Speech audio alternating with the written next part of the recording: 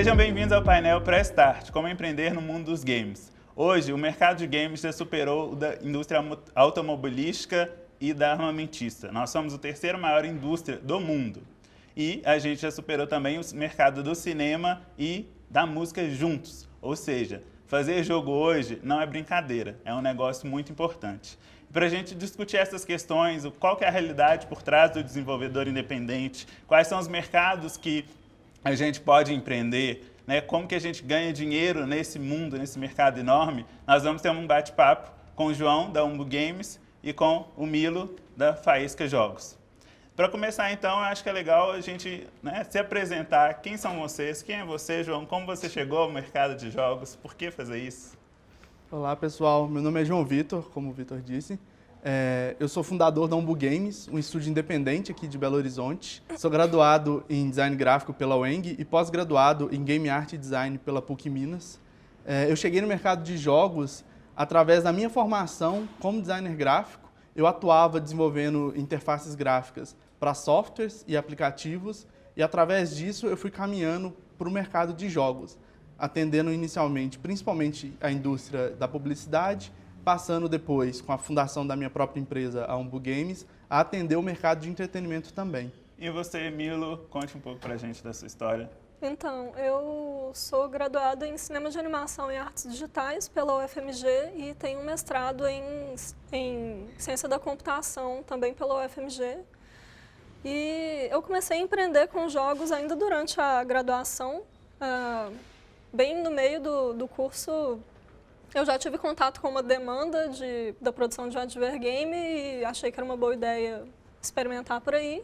Foi o primeiro jogo que eu produzi, já vendendo ele, e acabou que, assim que eu formei na graduação, eu comecei a articular a formação de um estúdio, que hoje é o Faísca, que é onde eu trabalho. E eu também trabalho com pesquisa na área de jogos lá na UFMG. O interessante também da gente discutir nesse painel é mostrar que normalmente as pessoas vêm muito pro mundo dos jogos munidos de paixão, né?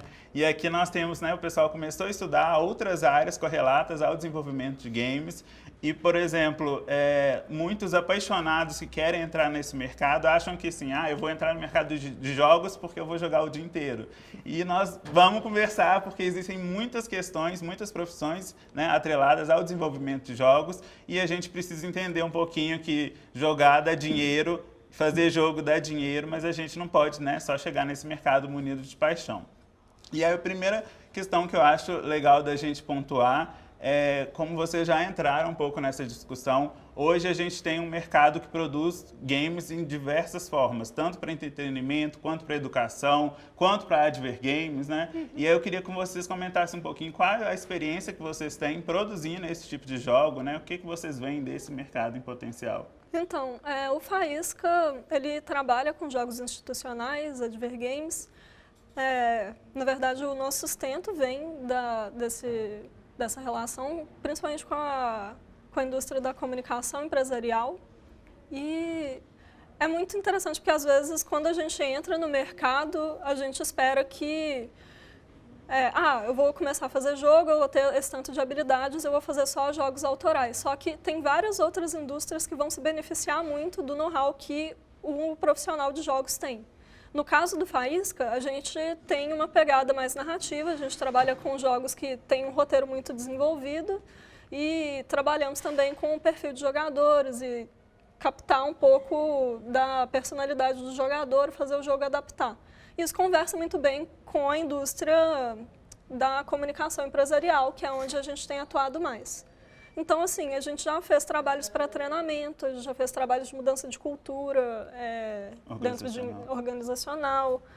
A gente faz alguns trabalhos menores de advergame, mas acaba que quando a gente dialoga com o pessoal de outras indústrias, você vai vendo onde que suas habilidades casam, né? Exatamente. E aí o Milo pontuou uma questão muito interessante, que o advergame, que é o jogo, né, visando uma questão mais publicitária, né, não é um jogo focado só no entretenimento, tem outras questões que atravessam esse tipo de jogo. E aí é o que acontece, a empresa nos procura para desenvolver esse tipo de jogo e ela já chega com o material, né, a gente não tem a liberdade criativa. E aí o João também já trabalhou com, né, a história em quadrinho e tudo. Como que funciona isso, você vê isso? Então, eu trabalhei por cerca de 2 anos em uma desenvolvedora de jogos aqui de Belo Horizonte também, que desenvolvia jogos focados para o mercado publicitário, principalmente para feiras e eventos. Então, além de jogos, a gente trabalhava com aplicativos e com projetos interativos focados nessas feiras, nesses eventos, né, que eram os maiores clientes. Então, muitas vezes chegava da agência de publicidade uma identidade visual já toda pronta para aquele evento, com um determinado discurso, né, de comunicação que a gente precisava passar, né, no projeto, já também totalmente pronto. Isso, no meu ponto de vista, tolhia um pouco a criatividade da nossa equipe, né, deixava a gente um pouco mais engessado por ter que atender aquelas especificações. Mas, por outro lado, é bastante desafiador, porque uma vez que você não tem a liberdade de criar aquilo da forma como você imaginou, porque aquilo já veio imaginado para você, você tem que achar maneiras mais criativas de solucionar o problema dentro daquelas especificações, né? Por exemplo, uma vez a gente teve que desenvolver um projeto que o cliente queria um jogo, mas na verdade o que ele veio falando com a gente era um vídeo. Ele só queria que em alguns momentos do vídeo, o vídeo parasse e a pessoa tocasse na tela para o vídeo continuar, fizesse determinada ação na tela. Então a gente explicou para ele que seria muito mais interessante ele ter esse vídeo em separado no stand e a gente fazer uma outra atividade, uma outra interação para que o usuário passasse mais tempo dentro do stand. Então, nesse momento, a gente conseguiu quebrar essa especificação que ele trouxe para a gente de forma criativa, porque a gente trouxe uma proposta nova e isso foi legal, deixou o stand do cliente muito mais rico, né? As pessoas passaram muito mais tempo lá dentro. Só que isso só foi possível porque o cliente deu abertura para que a gente fizesse novas propostas. Não são todos os clientes que fazem isso. Um dos motivos de eu ter deixado esse mercado de advergames e fundado minha própria empresa era justamente porque eu queria ter mais liberdade criativa. É por isso que na Umbu Games a gente foca principalmente em jogos de entretenimento, apesar de ainda eventualmente atender a agências de publicidade também. Uhum. Eu já tive umas experiências muito boas com agências de publicidade nesse sentido de você ter liberdade, assim. Mas eu entendo completamente o que você está falando, que às vezes eles chegam assim com a identidade completa e às vezes você está trabalhando com empresas que, tipo assim, são multinacionais e tem uma restrição super pesada em como que a marca pode ser trabalhada, mas em termos, pelo menos em termos de história, assim, no roteiro, lá no Faísca a gente teve umas experiências muito boas, assim, de ter um diálogo com uma agência de publicidade ou ter um diálogo legal com uma agência de comunicação, e aí eles permitiam a gente criar. Eles falavam, eu preciso que tal coisa aconteça, eu preciso que o público sinta isso e eu preciso, não pode mexer nessas coisas da imagem. E aí é lógico que aí, briefing, você faz a proposta, volta, tem um vai e volta que tem que acontecer mesmo, mas no final a gente conseguiu chegar em jogos que eu tenho orgulho, assim, que são bons jogos do ponto de vista da história, do trabalho autoral que a gente conseguiu colocar dentro deles. E quando a gente entra, né, nos advergames, nós temos outras ramificações de jogos que nós podemos produzir, né? Um que é muito visado, que a gente escuta muito, são jogos educativos, jogos para treinamento, como o Milo já pontuou. E é essa questão, muita gente chega no mercado de jogos querendo trabalhar com esse mercado, porque todo mundo, né, usa o jogo para ensinar e tudo, e quando a gente traz o digital, que é permeado por N questões aí, a gente consegue, né, fazer com que a criança se aproveite mais daquilo, interaja mais, e isso é legal. No mercado educativo, vocês já tiveram alguma experiência? Como que vocês veem esse mercado? Não, nunca tive experiência no mercado educativo, assim. Você já teve algum? Já, a gente, quando eu trabalhava nessa outra empresa, a gente desenvolveu alguns projetos de treinamento mesmo, né, educativos, mas bem focados em uma área específica. Mas na Umbu Games a gente tem um jogo, chama Chemics Laboratório, é um jogo que ensina nomenclatura de química orgânica, né, ele é focado nesse ensino de química, e ele foi vencedor de um edital do governo chamado Inova Apps, em 2015. Esse edital, infelizmente, não existe mais, porque ele era do Ministério das Comunicações, né, que foi fundido. E ele é um edital muito interessante, porque ele propunha financiar advergames na verdade, serious games, né? E aí poderiam ser jogos sérios, tanto educativos quanto para treinamento ou para áreas culturais. A gente acabou sendo contemplado na categoria de educação e aí essa experiência foi muito enriquecedora para a gente, porque quando você está trabalhando dentro de um projeto educativo, você precisa extrapolar um pouco o seu game design pensando no conteúdo.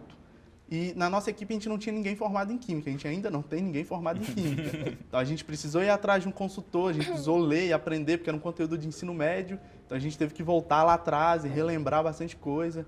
Então uma das coisas que me atrai no mercado de jogos é justamente o fato de que todo dia você aprende uma coisa nova. Você nunca faz a mesma coisa todo dia.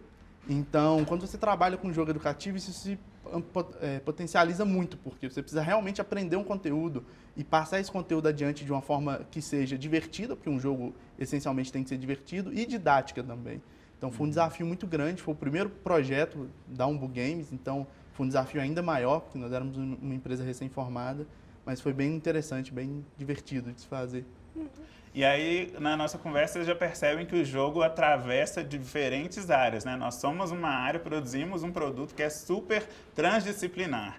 E aí, para quem está começando lá, surge assim, tá, então se é muito transdisciplinar, se eu posso lá em química fazer um jogo com essa temática, e aí, como que eu posso fazer? Que área eu vou entrar nesse mercado? Eu preciso estudar jogos? E aí é o X da questão. Você precisa de uma graduação de jogos para fazer jogos? Milo? Depende de como você quer atuar na área de jogos, do que você quer fazer dentro do estúdio. Mas eu acho que mesmo se você quer ser um game designer, eu não sei se a graduação é tão necessária, porque tem muita coisa de game design que você consegue aprender na prática, ou que você consegue aprender estudando sozinho. E eu sinto, isso, minha opinião, eu sinto que às vezes a graduação não vai necessariamente formar o melhor game designer. Você vai formar uma pessoa que vai ter uma noção muito boa do processo inteiro, o que é excelente. Sim. O profissional que entende do processo inteiro vai ser um profissional excelente em qualquer área que ele escolher ir. E aí, nesse sentido, eu acho que é excelente o curso de jogos. Mas se é uma coisa que está fora do seu alcance, não é estritamente necessário para você empreender em jogos. Eu concordo, como o Milo bem disse, a maioria das graduações que a gente tem no Brasil, elas são graduações generalistas, né? A pessoa passa por todas as áreas dos jogos, desde a parte visual, a parte de programação, de áudio. E aí, se você está indeciso qual área atuar, seria interessante fazer uma graduação para depois fazer uma pós, um mestrado e ir se direcionando para uma área específica. Mas se você já tem essa área em mente, você quer fazer música para jogos, você quer fazer a parte visual, né? A parte artística, se você quer ser programador, eu acho que talvez seja até mais interessante procurar uma graduação, algo mais focado nessa área. Porque a maioria dos cursos de jogos são cursos curtos, né, cursos tecnólogos. Então, por ser um curso generalista e curto, você passa muito superficialmente por toda a produção de um jogo. Né? Então, eu acho que ele não te dá profundidade suficiente em determinadas áreas. No meu caso, eu sou formado em design gráfico.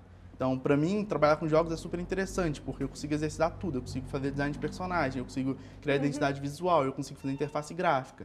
Então, para mim, foi muito mais útil fazer a graduação em design, atualmente, né, na minha experiência de vida, do que a pós-graduação em game design que eu fiz, que me trouxe um enriquecimento muito grande nessa parte de game design, mas que, do ponto de vista prático, é menos atuante no meu dia a dia.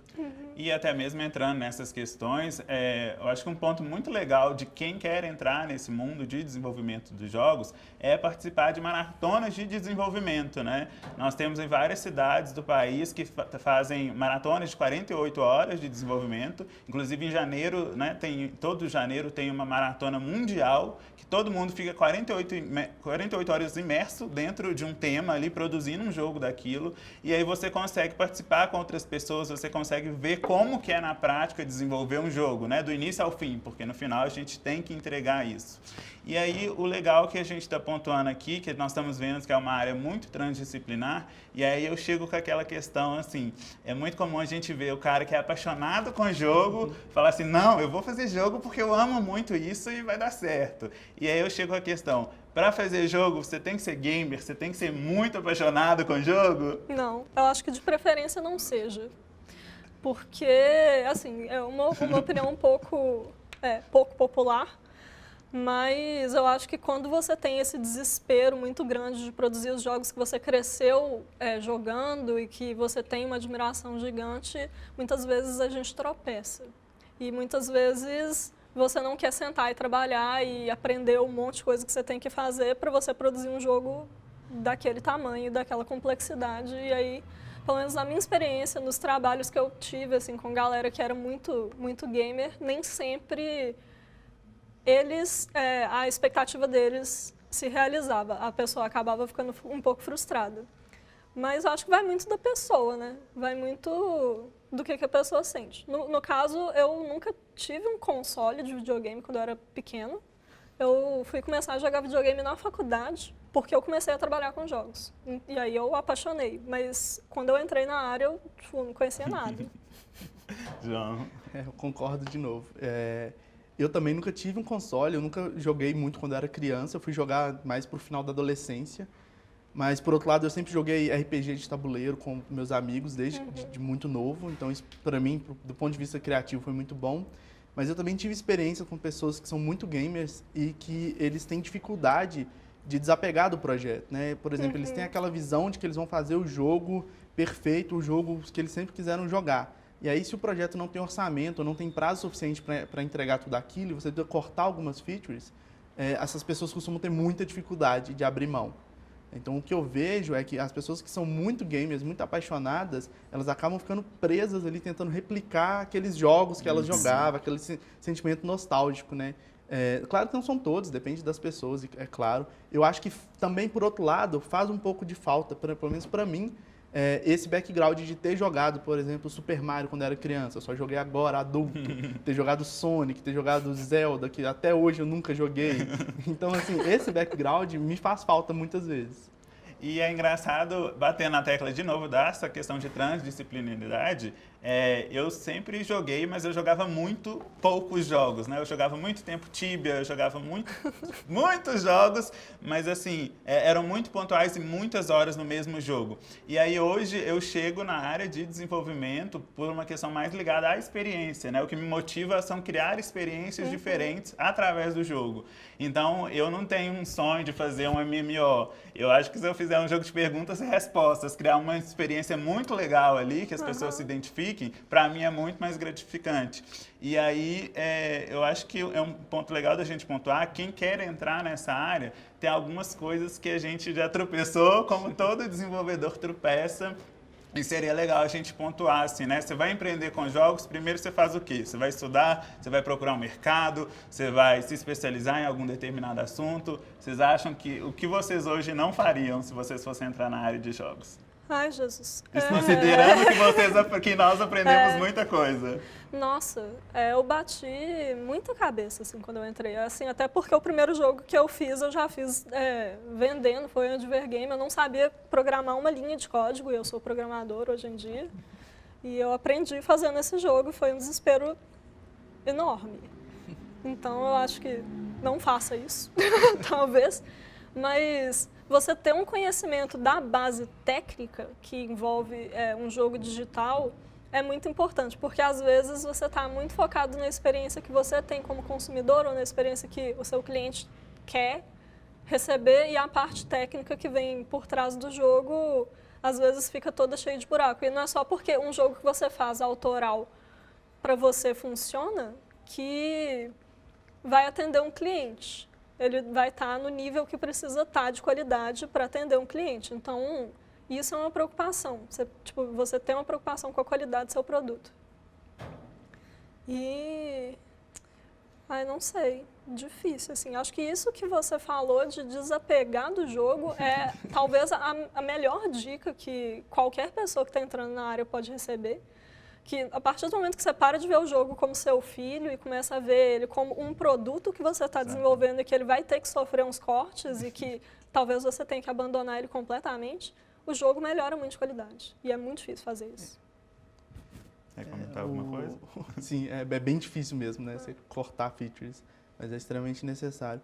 O meu ponto de contato com o mercado de jogos, inicialmente, como eu disse, né, foi trabalhando para uma outra empresa, então eu já vinha de um background de trabalhar com tecnologia antes, então para mim fazer essa transição de ser design de interface de um software para ser design de interface de um jogo foi muito suave, foi bem tranquilo. Mas quando eu resolvi empreender, logo de cara, a gente passou por um problema que hoje, se eu fosse fazer de novo, eu não faria, que foi a gente começou a empresa com muita gente. Inicialmente, nós éramos 5 sócios, e aí, por diversos motivos, as pessoas foram saindo da empresa, e atualmente somos apenas 2 sócios, e desde então a empresa tem funcionado. Assim, logo nos 4 primeiros meses, os outros 3 sócios saíram, e desde que nós nos tornamos apenas 2 pessoas, a produtividade aumentou muito, né? Então, assim, muitas vezes você pensa, eu vou ter uma equipe grande, porque tendo uma equipe grande eu vou conseguir desenvolver em menos tempo, e isso nem sempre é verdade. Então, na hora de montar uma equipe, tem que tomar cuidado com as pessoas que você escolhe, a forma como tudo vai ser estruturado, porque, como o Vitor disse, né, é um negócio mesmo. Se você está juntando seus amigos para desenvolver um jogo por hobby, ok, mas se você está querendo levar isso a sério, transformar num negócio, você tem que tomar certos cuidados. E a dica que o Vitor deu, né, das game jams, das maratonas, participar de maratonas com as pessoas antes de formalizar uma equipe é uma maneira muito eficaz de você perceber como é trabalhar com essas pessoas, se vai dar certo trabalhar com essas pessoas. Então, eu acho que montar a equipe é algo bem complicado, é algo que eu teria mais cuidado se eu fosse empreender hoje. E a dica que você disse, né, para as pessoas que querem começar é, de fato, comecem. Eu acho que muito antes de você pensar em fazer uma faculdade de jogos, você deveria prototipar um jogo. Pega uma ideia que você tem, faz um protótipo de papel, ou faz um protótipo numa engine que seja mais simplificada, como o Game Maker, o Stencil e a Construct e outras engines mais simples. Faz um protótipo, testa, para ver se é aquilo mesmo que você quer, porque ver um jogo pronto, jogar um jogo, né, e construir um jogo do zero são 2 coisas completamente diferentes. Então, muitas vezes a pessoa é apaixonada por jogar. E aí, por ser apaixonada por jogar, ela acha que vai ser apaixonada por desenvolver. E não necessariamente isso acontece, né? Exatamente. Mas uma coisa que você falou também dessa coisa da equipe, que é muito real, eu sinto que aconteceu a mesma coisa na minha empresa, nós éramos mais, agora são 2 sócios e funciona e é perfeito.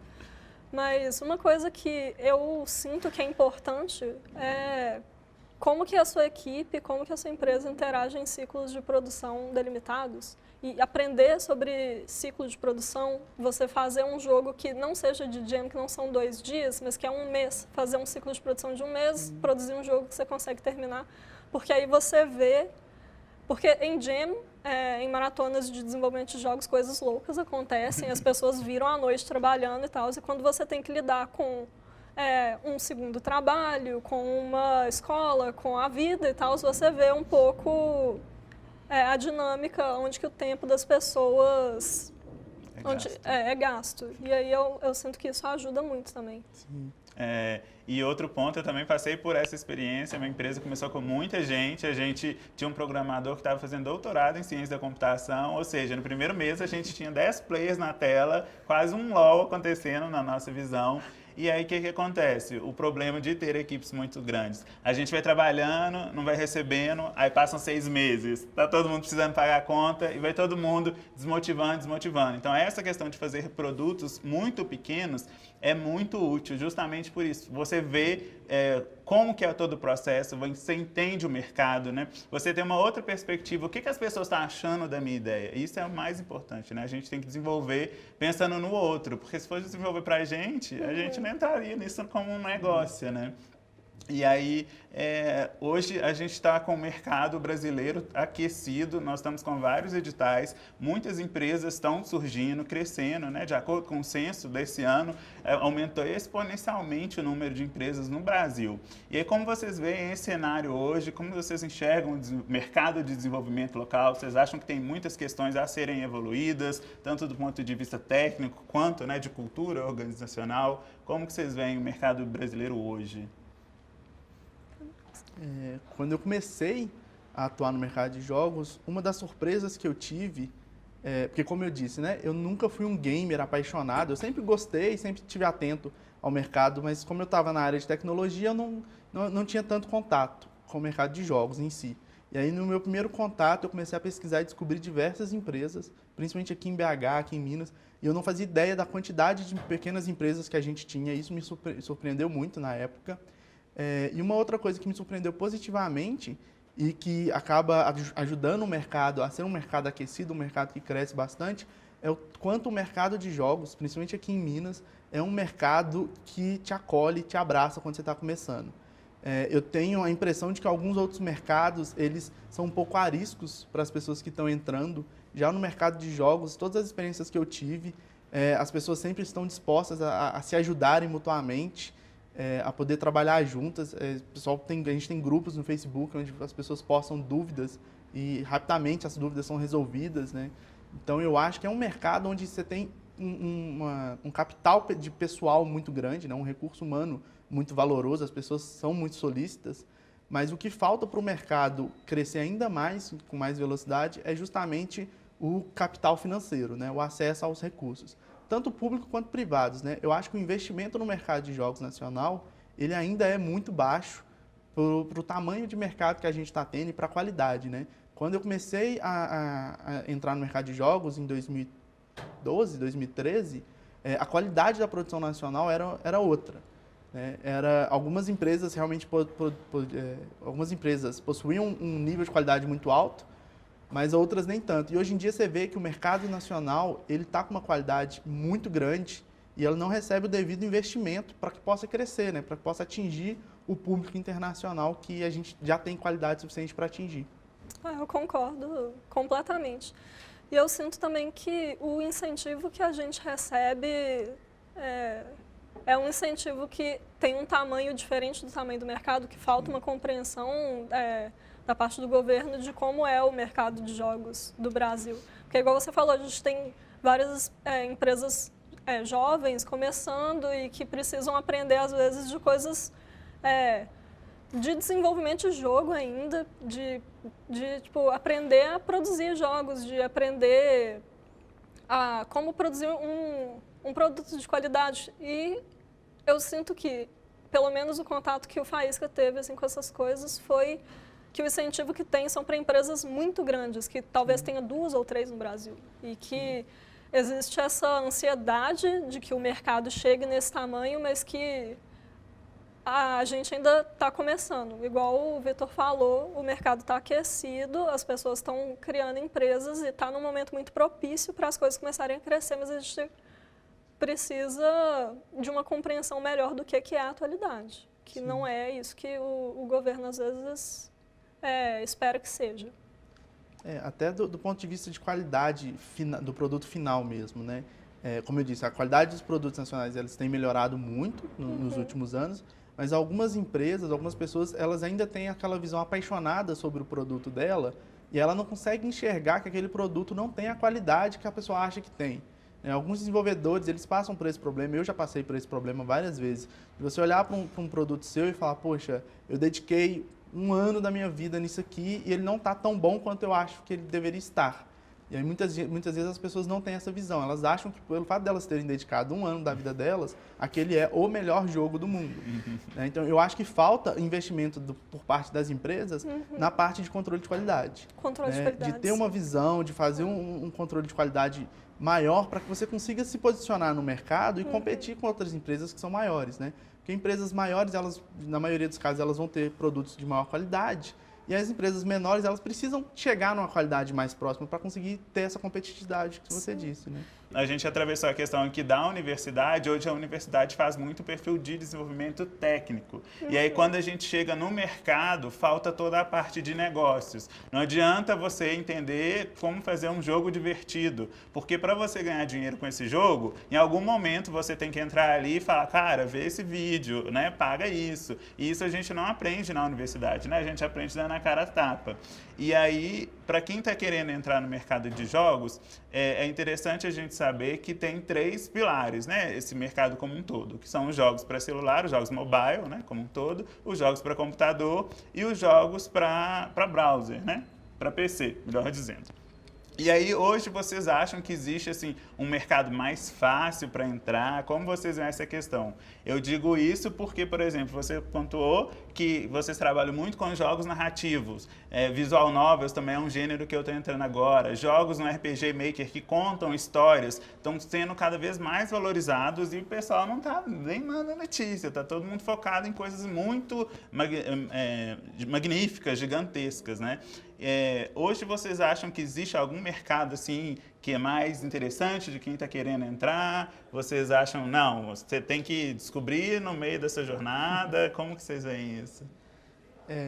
Eu acho que do ponto de vista de desenvolvedor, de botar um jogo no mercado, o mercado mobile ainda é o mais acessível, porque ele é mais fácil você criar jogos menores, ele aceita melhor jogos menores. A barreira de você conseguir colocar um produto para ser vendido na Google Play, na Apple Store, é muito mais fácil, né, de lidar, tanto a parte burocrática quanto a parte financeira, né? As taxas são menores. Então é mais fácil você colocar um produto à venda, você botar o seu filho no mundo, no mobile. Por outro lado, é um mercado que ele é muito mais difícil de você monetizar, né? Toda a parte de monetização mobile, ela é um curso de graduação à parte, se você for separar a produção de jogos em graduações, porque é muito difícil você competir com tantos jogos novos todos os dias e tantos jogos gigantescos todos os dias que o mobile hoje em dia tem. Então eu acho assim, se você for na intenção de eu preciso treinar, aprender a fazer um jogo e quero pôr esse jogo logo no mercado, o mobile pode ser uma boa porta de entrada. Mas se por outro lado você quer empreender e transformar isso no seu ganha-pão e você precisa monetizar, eu acho que o PC tem a porta de entrada mais acessível. Porque você tem lojas de distribuição digital como a Steam, a Nuvem, a Humble Store, que ela é uma loja hoje em dia que também é mais fácil você colocar o seu jogo lá, ela é uma loja global e é mais fácil você monetizar porque você, na maioria das vezes, pode colocar o seu jogo à venda por um preço X e aí você vai precisar trabalhar na campanha de marketing, né? Como o Vitor bem disse. Fazer o jogo é só o início da jornada, você precisa vender ele. E aí, para vender ele, você tem outras habilidades que você precisa trabalhar. Que não necessariamente são do quem é apaixonado com o jogo Exatamente. tem, né? Normalmente o cara que gosta muito de jogo vai querer fazer, né? Mas a gente precisa de gente para vender isso, para relacionar com a comunidade, né? Milo, o que você acha? Então, eu concordo que às vezes se você está querendo treinar, o mobile é uma boa ideia, mas eu sinto que atualmente existe, por causa desse frenesi que teve no mercado de jogos de produzir para mobile e monetizar e ganhar dinheiro com a publicidade no mobile, criou uma bolha em que você tem vários jogos clones, vários tipos diferentes do mesmo jogo, por exemplo, e vários jogos que são... você tem vários templates de jogos que dão certo no mobile. E aí você tem clones deles, que são produzidos aos montes. Então, existe essa bolha no mobile e eu sinto que a atenção do consumidor se perde um pouco aí, porque uns bons jogos mobile acabam sendo enterrados nessa bolha de clones. Então, eu sinto que existe uma dificuldade, igual você falou, é uma graduação à parte você conseguir pegar seu filho e tirar ele do meio do monte de clone que existe. E a minha opinião como desenvolvedor e pesquisador de jogos é que você produzir alguma coisa que você tem algo a dizer, você tem uma identidade por trás, é mais fácil você entrar no mercado, é mais fácil as pessoas aceitarem isso do que você produzir uma cópia que dá certo. Por quê? Porque, igual o Vitor falou, a gente precisa produzir o jogo, mas a gente precisa vender ele também. E uma das melhores formas de você vender seu jogo é criar comunidade. E você não vai conseguir criar uma comunidade em volta de um jogo que não tem uma identidade. Então, pelo menos a minha opinião é que se você está começando, encontra o que você tem para dizer, qual que é o jogo que você quer produzir, que tem alguma coisa para acrescentar, cria uma identidade em volta disso e constrói comunidade. As pessoas têm que ver você, desenvolvedor. Você, desenvolvedor, é uma pessoa. Você está começando, você não vai ter uma estrutura de marketing por trás de você. Você não vai ter muito dinheiro para gastar com isso. Mas você tem você como pessoa e as pessoas empatizam com isso. Eu gosto de ver os desenvolvedores dos jogos que eu consumo. Me faz entender eles como pessoas e me faz querer jogar os jogos deles. Isso é uma coisa que quem está entrando no mercado pode fazer. Eu acho que é bem mais fácil do que você brigar com a bolha que tem no mobile. E essa questão que você pontuou é super importante da comunidade, justamente atrelada ao que nós estamos falando, né? Faz um jogo, mesmo que seja muito simples, mesmo que seja no RPG Maker, porque você consegue ver essas pessoas jogando, você consegue dar feedback, ter feedbacks delas, né? E falar o que vocês estão achando, o que a gente pode melhorar, né? Porque depois que você formar uma comunidade, fica muito mais fácil você vender um produto. E até mesmo para quem não é da área de jogos, que eu não quero programar, não quero desenhar. Se você, né, já produz um vídeo para o YouTube, escreve um blog, qualquer coisa, você já tem o potencial de ter pessoas ao seu entorno, né? E isso que o desenvolvedor independente hoje precisa, de pessoas que estão junto deles. E aí entra nessa questão de identidade, né? Quem é você no mundo como desenvolvedor e como pessoa? Né? Justamente porque as pessoas estão interessadas em consumir o que as outras pessoas estão fazendo, não clones que todo mundo né, está fazendo. E aí eu acho que legal que a gente entre então numa questão que às vezes você pode não querer trabalhar com o desenvolvimento de jogos, mas o mercado de games traz outros profissionais de diversas áreas que monetizam de alguma forma. Né? Hoje nós temos streamers, nós temos youtubers que só produzem gameplay sobre jogos, nós temos aquelas machinimas, né? Que são The Sims, né? Pegam jogos e gravam filmes, séries, né? Esses dias eu estava vendo uma série no RPG Maker, tipo assim, uma novela em um jogo. Ou seja, tem muitas áreas adjacentes aí e vocês entendem isso como uma oportunidade, às vezes, para quem quer começar e não quer ir direto para o desenvolvimento, formar uma comunidade através dessas áreas, né, adjacentes, vocês acham legal? Como que vocês percebem isso? É bem legal, né? Porque abre portas para quem gosta de jogos, gosta do assunto, mas não tem interesse em ser desenvolvedor. E tem bastante espaço, né? O pessoal tem um canal no YouTube dos Irmãos Castro, eles lançaram um jogo também, A Lenda do Herói. Não foi eles que fizeram, né? Eles terceirizaram como empresa do Rio, se não me engano. Mas eles tinham uma comunidade em torno deles, eles fizeram uma animação e a animação era super legal e era baseada em jogos. E o pessoal falou, poxa, a ideia é boa, por que não fazer um jogo disso? Então, como os jogos, ela é uma área muito interdisciplinar, você acaba esbarrando nessas questões. Às vezes você assiste uma animação e a ideia daquela animação daria um ótimo jogo, como foi o caso deles. Ou você assiste uma novela e você percebe que essa novela tem elementos que dariam um bom gameplay. Então, diversas coisas podem ser feitas, né, para você transitar entre as áreas, se for do interesse.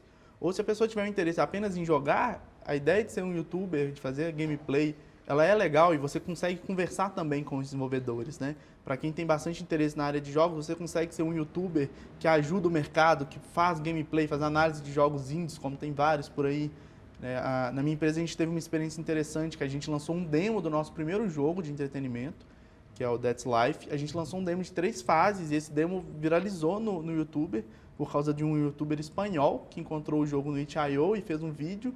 E aí depois disso vários outros youtubers foram fazendo e a gente foi conversando com eles. E eles e a comunidade deles foram dando feedback pra gente de como melhorar o jogo e tudo. E aí com essa viralização que o jogo teve no YouTube, abriu várias portas pra gente, né?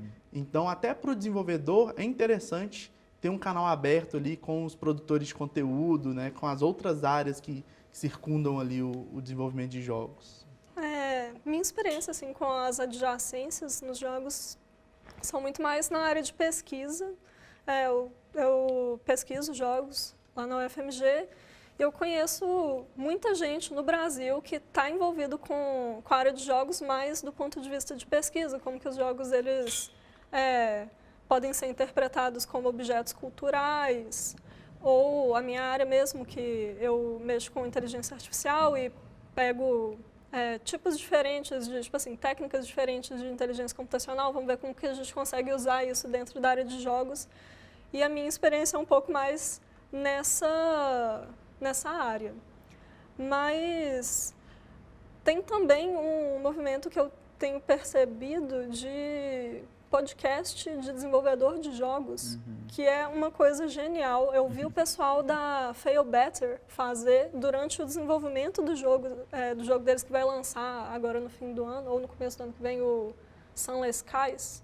Eles estão fazendo um podcast do desenvolvimento. Aí cada hora uma pessoa da equipe vai para conversar, cada episódio. E eu achei muito genial a sacada deles, porque você cria a comunidade, a pessoa que está ouvindo começa a entender um pouco mais sobre o que significa você desenvolver o jogo, as pessoas que estão envolvidas, as habilidades e tal. E eu, pessoalmente, adoro podcast. Tem até um podcast brasileiro de jogos, o Ataque, que é de um pessoal, você conhece? Muito bom. E é uma mídia diferente. Acho que se você tá querendo entrar na área de jogos e você não tem muitos recursos e você tem muita coisa a dizer sobre o assunto, podcast é uma boa possibilidade também. E até essas outras mídias, né, como maneira de trabalhar conteúdos relacionados a jogos, esses dias um colega que trabalhou na minha empresa, que está fazendo mestrado fora, ele está desenvolvendo um jogo para Instagram. Ele fez uma narrativa no Instagram, ou seja, o pessoal tá ali vendo foto, aí você vai lá e vota, né, na enquete, qual caminho que nós vamos seguir. E assim, embora monetizar ali é mais complicado, mas é o ponto que nós estamos batendo aqui, né? Ele está criando uma comunidade em torno daquilo e depois ele pode, né, ganhar alguma forma, algum dinheiro em cima. E para a gente fechar a nossa discussão, então, a gente pontuou vários desafios, várias oportunidades. O que vocês acreditam, assim, para quem está lá na ponta e que quer entrar no mercado de jogos? Vale a pena? Pode entrar? Vai vir com paixão? Não vai vir? Como que vocês acham que essa pessoa que vai trabalhar com jogos tem que vir para o mercado de jogos? Eu acho que vale a pena, né? Como a gente disse, é um mercado que está muito aquecido, é um mercado que tem crescido muito. As pessoas são muito atenciosas e muito amigas nesse mercado. Então, pode vir que você vai ser bem aceito na comunidade de desenvolvedores. Só que venha com essa visão de que fazer jogo não é simplesmente jogar o dia inteiro, né? Você vai ter várias áreas técnicas, algumas delas muito legais, algumas nem tanto. E que você vai precisar estudar muito e trabalhar muito, porque se você é um artista, você vai precisar saber um pouquinho de programação também. Pelo menos para entender como funcionam as coisas. Se você é um programador, muitas vezes você vai passar um perrengue de faltar um artista na equipe e você precisar fazer um ícone. Então, tenha em mente que a interdisciplinaridade que o desenvolvimento de jogos exige, ela é algo que é além do projeto em si. A própria equipe tem que ser uma equipe transdisciplinar, né? Na minha empresa, atualmente, como eu disse, somos 2 pessoas. Então, somos 2 pessoas para fazer absolutamente tudo, desde a contabilidade, o marketing, até produzir o jogo em si. Então, tudo isso você tem que levar em consideração na hora de empreender, né, no mercado de jogos. Você mesmo. Eu acho que vale a pena pra caramba, mas vem com paixão, mas vem com os pés no chão também. Porque é um trabalho, não é brincadeira. Às vezes a gente fala, estava até comentando, que às vezes você fala que trabalha com jogos e as pessoas acham que você fica jogando videogame o dia inteiro, mas é um trabalho, é muito trabalho. E é gratificante, às vezes você passa o dia inteiro trabalhando e você não sente que você trabalhou porque você está fazendo uma coisa com paixão. Mas você precisa ter uma disciplina para trabalhar com jogos.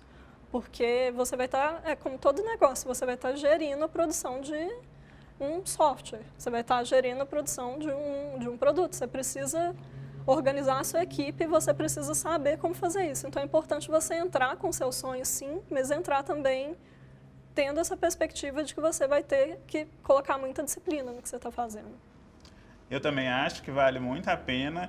Eu acho que quem quer entrar nesse mercado, o momento é agora, justamente no campo da pesquisa, né? Tem algumas áreas das pesquisas relacionadas a jogos no Brasil, então são muito incipientes, né? Profissionais trabalhando com marketing, gerenciamento, contabilidade, pessoas que sabem redigir bons textos, né? Enfim, tem uma série de profissionais envolvidos no mercado de jogos que não necessariamente são programador, ou artista, ou game designer, né? Tem um mundo de profissões e aí se você quiser entrar, eu acho que ficaram várias dicas aqui, tem outros portais, né, internacionais que também mostram canais no YouTube, né, e eu acho que a oportunidade é agora. Se você quer fazer parte desse mundo, aproveita que a indústria, né, agora nós estamos com um fomento maior da indústria, nós estamos crescendo, está todo mundo aproveitando, distribuindo e compartilhando conhecimento. Eu acho que agora é o momento sim de empreender em jogos. A gente fica por aqui então, muito obrigado.